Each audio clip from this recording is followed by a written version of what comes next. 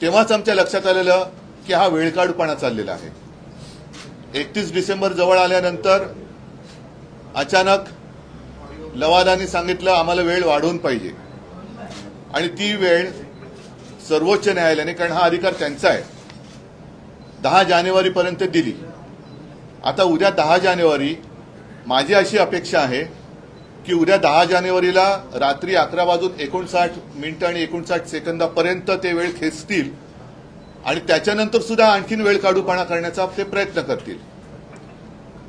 हे सगळं जरी अपेक्षित असलं तरीही एक गंभीर गोष्ट आम्ही सर्वोच्च न्यायालयात नमूद केलेलीच आहे, ती आज आपल्या माध्यमातून मी जनतेच्या न्यायालयात नमूद करू इच्छितो। असं आजपर्यंत कधी झाल्याचं माझ्या तरी ऐकिवात नाही आणि हे उघड उघड घडलेलं आहे महाराष्ट्रामध्ये। लवाद म्हणून आपल्या विधानसभेचे अध्यक्ष महोदय तिकडे जे काही बसलेले आहेत त्यांनी 2 वेळेला मग ते इलिगल असतील काही असतील पण मुख्यमंत्री यांना घरी जाऊन ते भेटले। एकतर विधानसभा अध्यक्ष मुख्यमंत्र्यांना असं जाऊन भेटू शकतात का, हा भाग वेगळा झाला, पण आता ते ज्या भूमिकेत आहेत त्याचा अर्थ असा की न्यायमूर्तीच आरोपीला जाऊन भेटलेत आणि एकदा नाही दोनदा, काल परवाकडे तर भेटलेलेच आहेत, पण हे आणखीन काही ही शेवटची संधी म्हणून ही काय तारीख आहे 18 ऑक्टोबरच्या सुमारातली आहे आणि ही भेट कधी झाली होती, आजारी नार्वेकर अचानक वर्षावर, म्हणजे 2 वेळा आतापर्यंत ते आरोपीला भेटलेले आहेत। आरोपीला ते भेटतात, इकडे न्यायमूर्ती आणि आरोपी दोघांचे फोटो आहेत त्याच्यामध्ये, कारण आमच्या दृष्टीने ते आरोपीच आहेत। आम्ही त्यांच्यावरती अपात्रतेचा गुन्हा किंवा खटला दाखल केलेला आहे आणि त्याच्याबद्दल आम्हाला न्यायाची अपेक्षा आहे। आता हे जर न्यायमूर्ती आरोपीला घरी जाऊन भेटत असतील तर यांच्याकडनं उद्या आम्ही कोणत्या निकालाची आणि कसल्या न्यायाची अपेक्षा करावी हा एक महत्त्वाचा प्रश्न आहे। आज मी आपल्याकडे येण्यापूर्वी आपल्या राज्यातले ज्येष्ठ कायदेतज्ञ उल्हास बापट यांनी आज लोकशाही चॅनलला, कदाचित आपल्याही चॅनलला मुलाखत दिली असेल, त्यांनी त्यांचं मत नोंदवलेलं आहे। ते मी आपल्या माध्यमातून तमाम जनतेला सांगतोय की आपण आवर्जून ते पहा, युट्यूबवरती ते आहे, लोकशाही चॅनलवरती उल्हास बापट ह्या ज्येष्ठ कायदेतज्ञांनी, कायदे अभ्यासकांनी आपलं मत हे मांडलेलं आहे ह्या विषयावरती आणि त्यांनी म्हटलेलं आहे की ज्या खटल्याचा निकाल खरं म्हणजे 2 महिन्यात लागायला पाहिजे होता त्याला 2 वर्ष लागत आहेत, ह्याच्यामध्ये हा वेळकाढूपणा आहे आणि त्याच्या पुढे ते असं म्हणत आहेत की कदाचित अध्यक्षांवरती म्हणजे लवादांवरती एकतर दबाव असेल किंवा ते त्या ह्याला म्हणजे तेवढे कार्यक्षम नसतील, याच्यापैकी एक अर्थ काढू शकतो। एवढा वेळ खेचत चाललेत। थोडक्यात काय की ज्या पद्धतीने या सगळ्या केसची हाताळणी चालू आहे याच्यामध्ये आता लोकशाहीचा खून होतोय की काय अशी परिस्थिती निर्माण झालेली आहे आणि म्हणून सर्वोच्च न्यायालयाला आम्ही विनंती तर केलेलीच आहे। त्यांच्या समोर हे यांच्या ज्या काही भेटीगाठी आणि उघड होत आहेत, आरोपीला भेटतात उघड, न्यायमूर्ती आरोपीला भेटतात, हे उघड भेटतात, तर जो न्यायमूर्ती आरोपीला भेटू शकतो ते उद्या त्यांच्याकडनं काय निकाल लागेल याची कल्पना जनतेला आली असेल। आम्ही शेवटी जनतेच्या न्यायालयात लढणारी लोक आहोत। सर्वोच्च न्यायालयाला सुद्धा आमची हीच विनंती आहे की हे सगळं डोळ्यादेखत घडतंय। आपण सर्वोच्च आहात, एक व्यक्तींची एक ओळख असते। आज सुद्धा न्यायमूर्ती म्हटल्यानंतर रामशास्त्री प्रभुणे यांचं नाव येतं, महाराष्ट्रातनं रामशास्त्री प्रभुणे, ते सुद्धा असेच होते, कणखर होते, सत्ताधाऱ्यांपुढे झुकले नव्हते आणि त्यावेळेला मला असं वाटतं राज्यसभा वगैरे हा प्रकार नसेल म्हणून त्यांनी कोणत्याही दबावाला बळी न पडता न्याय धर्माला जागून तो न्यायनिवाडा केला होता। आमची अपेक्षा आणि आशा सर्वोच्च न्यायालयाकडे तर आहेच आणि त्याच्या बरोबरीने जनतेच्या न्यायालयाला सुद्धा आम्ही ही गोष्ट निदर्शनास आणू इच्छितो। खरं म्हणजे हा निकाल आणि ही केस सर्वोच्च न्यायालयाने काय निर्देश दिले होते अनिल, मला वाटतं आपण सांगा, म्हणजे जनतेला कळू द्या की उद्या जर का काही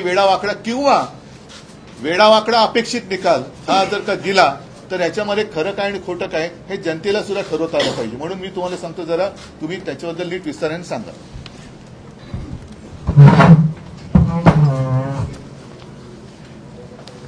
आपल्याला माहीतच असेल मे 2023 मध्ये जे डिस्क्वालिफिकेशन पिटिशन आम्ही फाईल केलं होतं आणि सुभाष देसाई साहेबांनी जो अर्ज केला होता यावर सुप्रीम कोर्टाने जो निकाल दिला होता या निकालात काही प्रमुख मुद्दे दिले होते आणि सुप्रीम कोर्टाने हे प्रकरण अध्यक्षांकडे सुपूर्द करताना या सगळ्या ऑब्झर्वेशनची एक चौकट घातली होती आणि ह्या चौकटीच्या आतमध्ये हा निकाल सुप्रीम कोर्टाला अपेक्षित होता आणि हे चौकटी घालताना जे मुद्दे सुप्रीम कोर्टाने त्या पिटिशनला, कारण हे पिटिशन 7 ते 8 महिने चाललं आणि प्रत्येक गोष्टीवर तिकडे सविस्तर चर्चा झाली, तिकडे सविस्तर युक्तिवाद झाला आणि सगळ्या युक्तिवादानंतर सुप्रीम कोर्टाने जे मुद्दे अधोरेखित केले होते केवळ त्याच मुद्द्यावरती लवादाने फक्त विचार करून निर्णय देणं अपेक्षित आहे आणि म्हणून हे मुद्दे पुन्हा एकदा आपल्यासमोर सांगतो. सुप्रीम कोर्टाने जे निकालाचे मुद्दे दिले होते त्याच्यात 119 नंबरला जो मुद्दा होता ज्याच्यामध्ये भरत गोगावलेंची प्रतोत्पत्ती केलेली नियुक्ती ही त्यांनी बेकायदेशीर आहे असं म्हटलं होतं. त्यामध्ये त्यांनी असं म्हटलं होतं, विधानसभा अध्यक्षांनी शिंदे गटाच्या मंजूर केलेल्या ठरावाची दखल घेतली परंतु राजकीय पक्षाने अधिकृत केलेला नक्की प्रतोद कोण हे तपासण्याचा एकदाही प्रयत्न केला नाही. अशा परिस्थितीत अध्यक्षांनी राजकीय पक्षाच्या नियमांच्या आधारे स्वतंत्र चौकशी करून शिवसेना पक्षाने अधिकृत केलेल्या प्रतोदाची ओळख करून घ्यायला हवी होती. त्यामुळे अध्यक्षांनी 3 जुलै 2022 रोजी नियुक्त केलेल्या श्री भरत गोगावले यांची प्रतोदपदी केलेली नियुक्ती ही बेकायदेशीर आहे. आपल्याला माहिती आहे की सुप्रीम कोर्टाने सांगितलं होतं की प्रतोद कोण हे ठरवणं गरजेचं आहे, पण त्याच्याबरोबरच त्यांनी हे पण म्हटलं होतं की हे बेकायदेशीर आहे.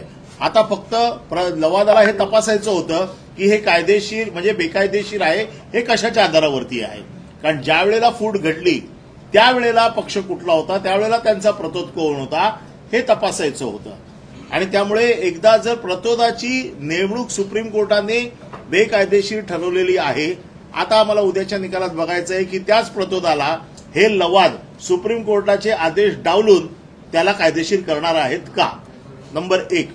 दुसरा नंबर आहे 222 ज्याच्यामध्ये अजय चौधरी यांची गटनेता म्हणून जी शिवसेना पक्षाने नेमणूक केली होती ती त्यांनी वैध ठरवलेली आहे. म्हणजे पक्षाचा गटनेता हा देखील त्यांनी वैध ठरवलेला आहे. म्हणजे गटनेता आणि व्हीप या दोघांनाही सुप्रीम कोर्टाने मान्यता दिली आहे. त्याचबरोबर त्यांनी असं पण म्हटलेलं आहे की उपाध्यक्षांच्या समोर 2 गट पडल्याचे कोणतेही पुरावे नसल्यामुळे ठरावावर कुठलीही शंका घेतली नाही. ठरावावर टी ठाकरे यांची पक्षाध्यक्ष म्हणून सही केलेली आहे व प्रतोद व गटनेते निवडायचे सर्व अधिकार 2019 साली श्री ठाकरे यांच्याकडे देण्याचा ठराव करण्यात आला होता. याचा अर्थ असा आहे की ठाकरे यांनी शिवसेना पत्रव्यवहार केला होता, त्यामुळे उपाध्यक्षांनी श्री चौधरी यांची एकनाथ शिंदे यांच्या जाली केलेली निवड ही वैध ठरते. हे सुप्रीम कोर्टाचं ऑब्झर्वेशन आहे, हे आमचं नाही आहे. आणि जेव्हा सुप्रीम कोर्ट एखादं म्हणतं, एखादी गोष्ट अधोरेखित करून पाठवतं, त्यावेळेला लवादाला सुप्रीम कोर्टाच्या आदेशावरती किंवा ऑब्झर्वेशनवरती त्याच्या वेगळा निर्णय देता येतो की नाही हे उद्याच्या निर्णयात आम्हाला बघायचंय की काय होणार आहे.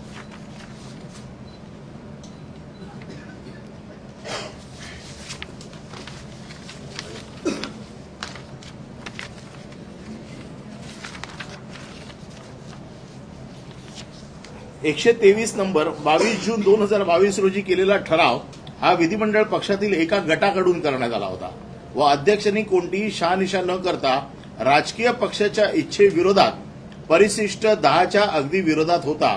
त्यामुळे अध्यक्षांनी शिंदे यांची केलेली निवड ही अवैध ठरते. हे सुप्रीम कोर्टाचं ऑब्झर्वेशन आहे, हे सुप्रीम कोर्टाने म्हटलेलं आहे. आणि सुप्रीम कोर्टाने हे म्हणताना पूर्ण युक्तिवाद ऐकलाय दोन्ही पक्षांचा, आमचा देखील विरोधी पक्षाचा देखील. आणि शेड्यूल 10 मध्ये हे बसत नाही हे सुप्रीम कोर्टाने अतिशय स्पष्टपणे सांगितलेलं आहे. त्याचबरोबर पक्ष निवडणूक आयोगाने पक्ष कुठला ठरवायचा याच्या बाबतीत देखील स्पष्ट सूचना दिल्या होत्या. त्यामध्ये त्यांनी असं म्हटलं होतं की आयोगाने संघटनेतील बहुमत, घटना व इतर चाचण्यांचा देखील आधार घ्यायला हवा आहे. म्हणजे याचा अर्थ सुप्रीम कोर्टाने निवडणूक आयोगाला देखील सांगितलेलं आहे की पक्ष कोणाचा हे ठरवणं त्यांना या ज्या काही त्याचे जे काही मेजर्स आहेत ते सगळे तपासून घेतले पाहिजेत. हे न करता ह्या सगळ्या गोष्टी घडलेल्या आहेत. उद्याच्या निकालामध्ये आम्हाला अपेक्षित आहे किंवा सुप्रीम कोर्टाच्या बाबतीतला जो निर्णय जनतेसमोर आलेला आहे, सगळ्या जनतेला अपेक्षित आहे की त्याप्रमाणे सुप्रीम कोर्टाने दिलेल्या गाईडलाईनच्या प्रमाणे हा निर्णय व्हावा. आणि म्हणून शेड्यूल 10 ज्याच्या आधारावरती 21A 21B याच्या खाली ज्या पिटिशन्स होत्या, या दोन्ही पिटिशन्समध्ये 10व्या अनुसूचीचं उल्लंघन झालेलं आहे. आणि म्हणून आमची अशी अपेक्षा आहे, किंबहुना महाराष्ट्रातील जनतेची अशी अपेक्षा आहे की सुप्रीम कोर्टाने दिलेल्या गाईडलाईन प्रमाणे हा निर्णय व्हावा.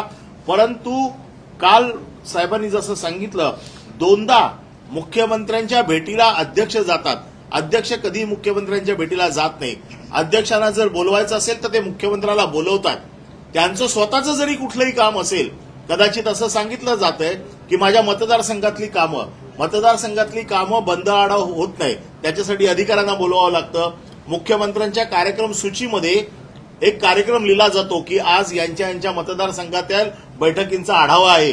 अशी कुठलीही नोट किंवा अशी कुठलीही सूची किंवा अशी कुठलीही त्याचा कार्यक्रमाचा तपशील काल जाहीर झाला नाही. या दोन्ही बैठका गुप्त झालेल्या आहेत.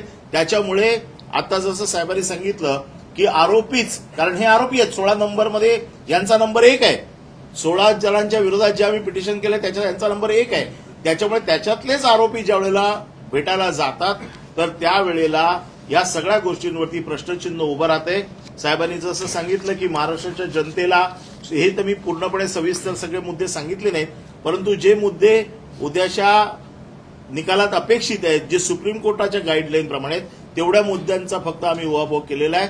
आणि आमची अशी अपेक्षा आहे की सुप्रीम कोर्टाच्या गाईडलाईन प्रमाणे उद्याचा निर्णय होईल. या दोघांची भेटी संदर्भात आक्षेप घेत आपण सुप्रीम कोर्टात देखील एक ऍफिडेव्हिट दाखल केलं.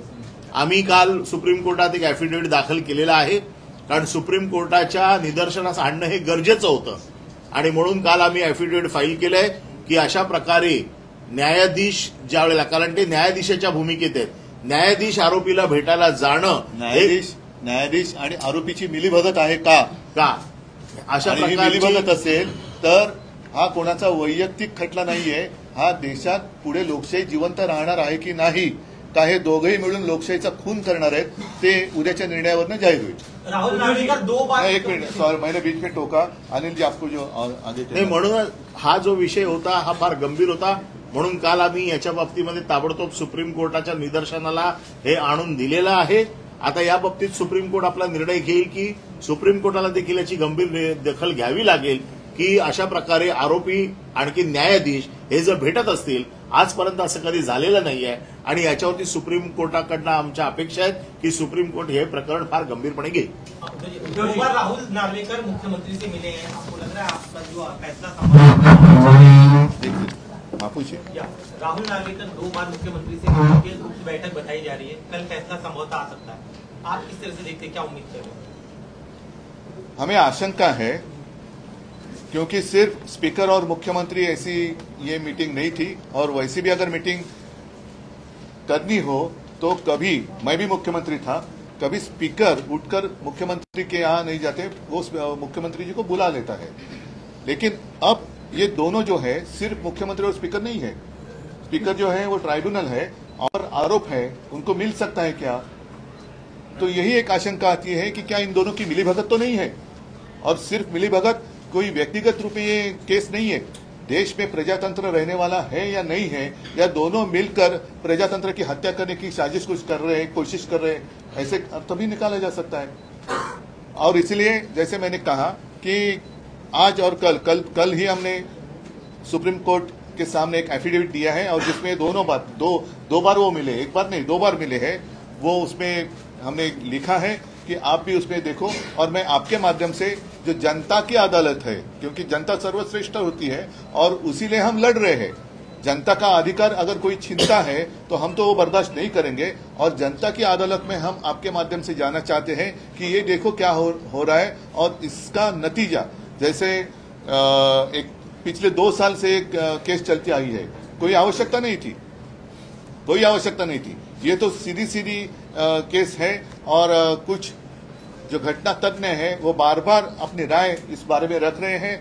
और आज भी जो एक हमारे महाराष्ट्र के ज्येष्ठ कायदे तज्ञ आहेत उल्लास बापट, उनकी एक रिएक्शन मैंने देखी लोकशाही चैनल पर, शायद आपके चैनल पर भी वो आई होगी। तो मैं पूरी जनता को एक रिक्वेस्ट करता हूं, आप वो देखिए उनकी राय क्या है। और इतना समय इसमें बर्बाद हो गया है, ये तो इलीगल गवर्नमेंट है, जो सुप्रीम कोर्ट ने भी कहा है। तो इलीगल गवर्नमेंट के हाथों में 2 साल तक महाराष्ट्र का भवितव्य रखना, ये बहुत ही खतरनाक बात है। और कल क्या होगा या कल क्या हो सकता है, तो ये 2 बार जो मिले हैं, ये मिलीभगत भी हो सकती है, प्रजातंत्र की हत्या करने की साजिश शायद हो गई होगी। एक बार शिंदे की तरफ से कहा गया है कि बहुमत उनके पास है, फैसला नहीं, वो ठीक है, वो तो अदालत में हुआ है। अदालत ने अपना जो भी एक ऑब्जर्वेशन है वो पूरा उसमें लिख कर ट्राइब्यूनल के पास भेज दिया है। और जैसे अनिल जी ने अभी बताया, चाहे तो वो हिंदी में दोहरा सकते हैं, तो उस फ्रेमवर्क में ट्राइब्यूनल ने काम करना चाहिए था। लेकिन जिस ढंग से उन्होंने एक समय की बर्बादी, और शायद कल और एक ऐसा कुछ कर सकते कि और समय निकले, तब तक ये चुनाव हो जाएगा। हमें कोई आपत्ति नहीं, हम तो जनता के सामने हैं, जनता के बीच में हैं, और जनता तो जो न्याय देगी वो तो देख रही है। लेकिन क्या हम खुलेआम हमारे नजर के सामने प्रजातंत्र की हत्या होने जा रही है, उसको स्वीकार कर सकते हैं क्या? उद्धव जी आमदार अपात्रता प्रकरणी निकाल यायला अवघे 24 तास उरले असताना तुमच्या पक्षाचे आमदार रवींद्र वायकर यांच्या घरी नाही, त्याच्यावरती एक मिनिट, त्याच्यावरती मी राजन विचारे यांच्या घरी धाड आहे, तुम्ही काही संबंध पाहता का? मी याच्यावरती जास्त बोलणार नाही, पण एकच आहे की राम मंदिराचं निर्माण होतंय, शेवटी जुलमी अत्याचार करणाऱ्यांचा अंत हा केलाच पाहिजे, ही शिकवण देणाऱ्या रामाचं मंदिर उभं राहते। त्याच्यामुळे या जुलमी अत्याचारी राजवटीचा शेवट जनता करेलच, त्याच्याबद्दल मी नंतर बोलेन। आणि म्हणून तर आपण त्याला प्रभू श्रीराम किंवा भगवान कृष्ण मानतो, तर त्याच्यावरती मी नंतर बोलेन, आता त्याच्यात मी जात नाही। पण या जुलुमशहांचा निपात जनता करेल।